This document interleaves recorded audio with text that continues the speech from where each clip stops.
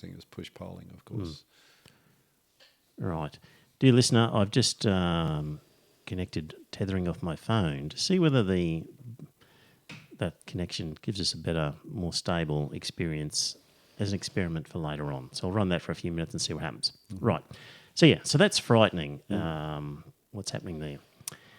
In other news, I've often complained about the baby boomers, and the good news is they've won an award. Unfairly, I should The add. good news is they've won an award. An award ceremony for the most annoying generation was won by baby boomers.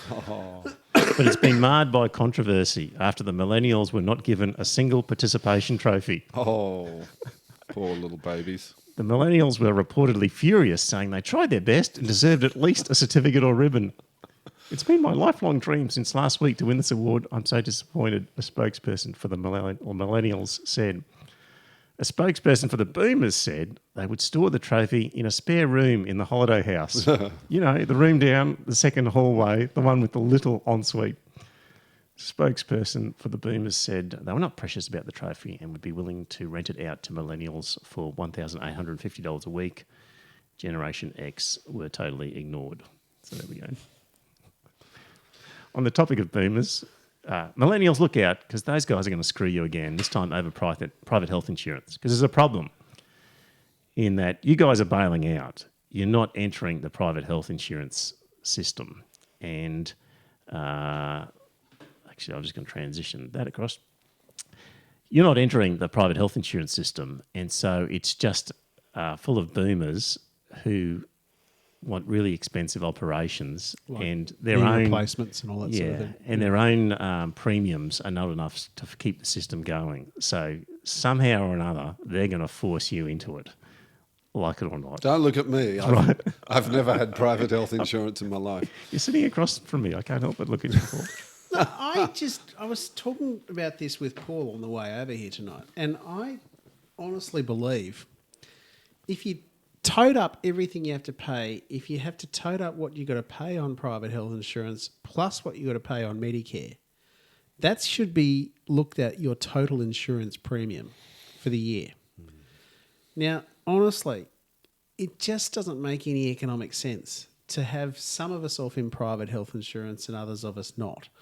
I honestly believe we'd be better off doubling the Medicare levy and then just watching all these private hospitals drop off the perch, and the government goes in and buys them, re-employs all the staff as state government-owned and employed people. They just have to operate on Medicare pricing. Yeah. Absolutely, they do, yeah.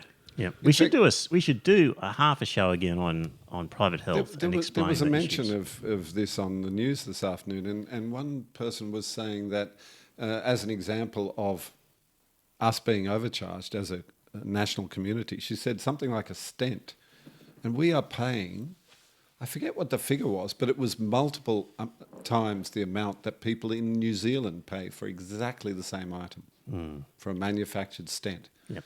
And drugs are the same. We're overcharged for drugs rather than using generics.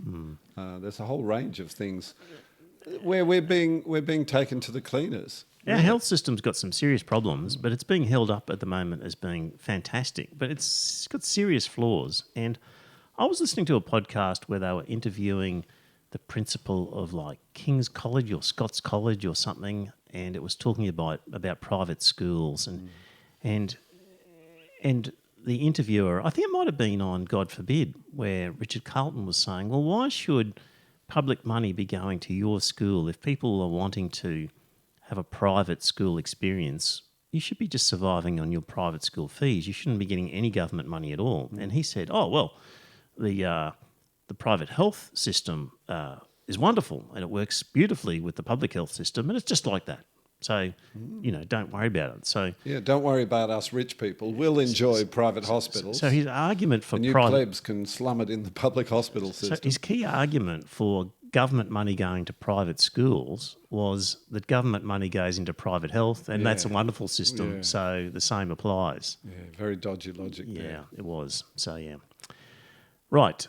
We haven't... Now, good news, dear listener, and good news, dear stream watchers, if any of you are left, I'm getting a lovely green signal now that I'm tethering off my phone. So using the Optus network and tethering off my phone is giving us a lovely stable signal. Nice plug for Optus. Well, here's the thing. I don't have that much data left on my monthly plan, and I'm going to have to turn this off soon. You'll have to ask Mrs. Fist So to share hers. we're going to have to look at some means of funding some sort of wireless data connection, and this is going to work if you quite nicely, I Pay think. $40 Yeah. a month with Yeah. your data with your Optus thing. You can get 40 gig a month. Yeah.